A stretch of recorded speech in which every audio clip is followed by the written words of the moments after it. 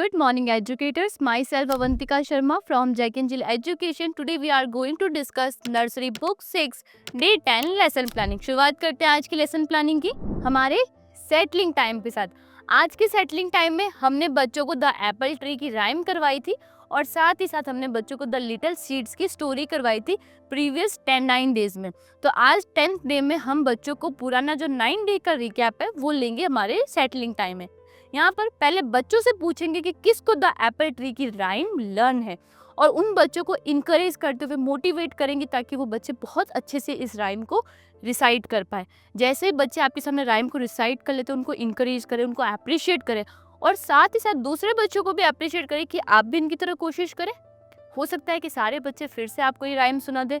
अगर कहीं लगे बच्चों का प्रोनाउंसिएशन थोड़ा गलत है, कहीं रॉन्ग जा रहा है, तो आप उसको सही करें और बच्चों को इनकरेज करते हुए द एप्पल ट्री की राइम को रिसाइट करेंगे। इस स्टोरी को स्टार्ट करने से पहले बच्चों से पूछेंगे कि किसको ये स्टोरी लर्न है और कौन मुझे ये स्टोरी सुनाएगा।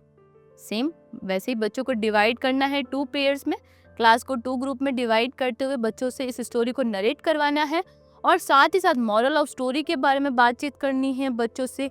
इस स्टोरी में आए हुए कुछ ऑब्जेक्ट्स है, कुछ उनके बारे में बात करना है, उनके कैरेक्टर के बारे में बात करना है। इस तरीके से हम बच्चों के साथ में जो हमारा आज का सेटलिंग टाइम है वो कंप्लीट करेंगे। नेक्स्ट मूव करते हैं प्लानिंग के।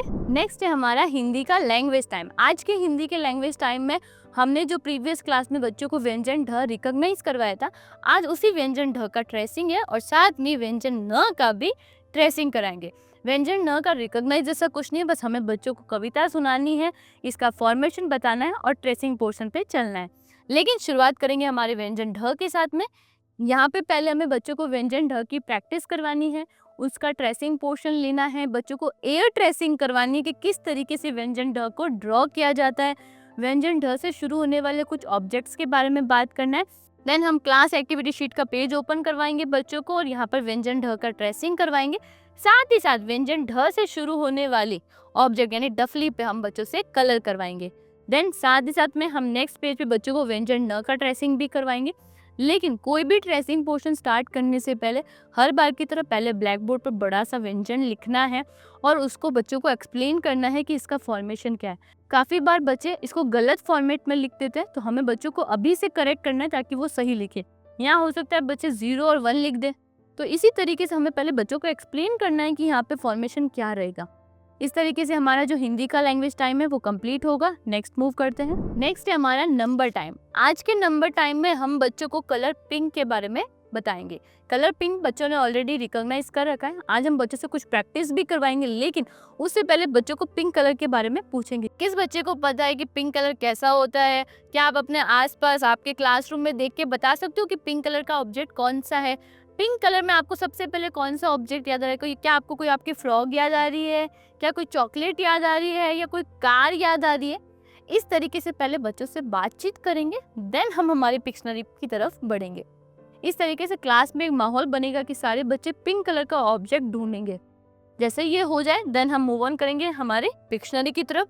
यहाँ बच्चों को पहले पिंक कलर की राइम सुनाएंगे। पिंक कलर के जो ऑब्जेक्ट्स हैं हमारे पास वो बच्चों को पॉइंट आउट करते हैं, उसके नाम बताएंगे और अगर क्लास में या आपके पास कोई ऑब्जेक्ट अवेलेबल है तो आप बच्चों को वो भी दिखाएं और उसके बारे में बच्चों से बातचीत करें।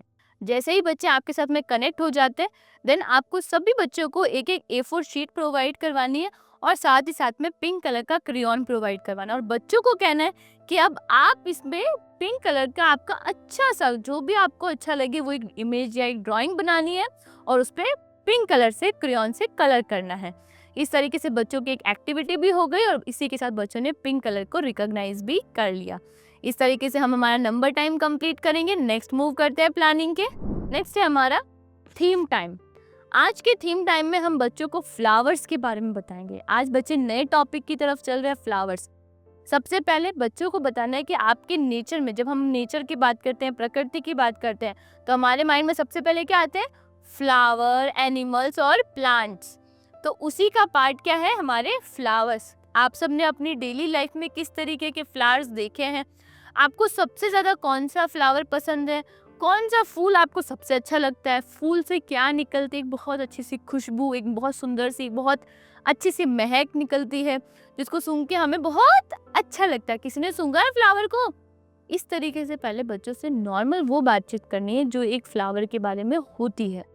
जैसे ही बच्चे आपको इस तरीके से बातचीत करेंगे, यहाँ क्या होगा, बच्चे अलग-अलग जवाब देंगे। कोई बोलेगा पर्पल फ्लावर देखा है, कोई बोलेगा येलो फ्लावर, कोई ग्रीन, रेड।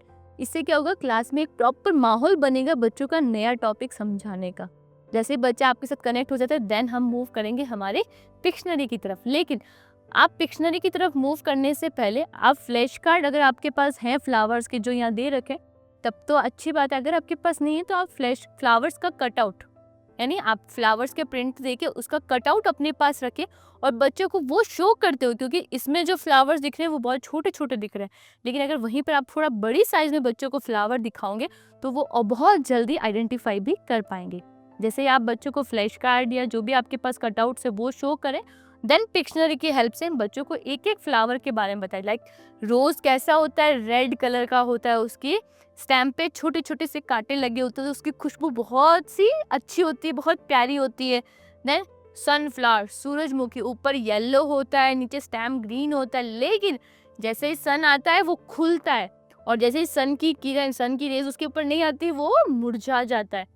इस तरीके से आपको एक एक फ्लावर के बारे में बच्चों से बातचीत करनी है। उसका जो कैरेक्टर है, उसकी कैरेक्टरिस्टिक्स जो है, नेचर जो है उसका, उसके बारे में बच्चों को बताना है कि फ्लावर ये कहाँ काम आता है, या ये दिखने में कैसा है, ये क्या ज़्यादा पसंद करता है, या इसके ऊपर मधुमक्खी आके बैठती है, बीज बैठते हैं, वो इसका रस निकालती है और उसी से क्या बनता है, शहद बनता है। आप लोगों ने शहद टेस्ट भी किया होगा। इस तरीके से सारी बातों को एक दूसरे से कनेक्ट करना है और बच्चों को फिर से हमारे फ्लावर पर लेकर आना है। इस तरीके से हमारा जो थीम टाइम है जनरल अवेयरनेस का, वो हम कंप्लीट करेंगे। नेक्स्ट मूव करते हैं। नेक्स्ट है हमारा रिफ्लेक्शन टाइम। आज के रिफ्लेक्शन टाइम में हमने सबसे पहले सेटलिंग टाइम में द एप्पल ट्री की राइम को रिसाइट किया और द लिटिल सीड्स की स्टोरी को नरेट किया।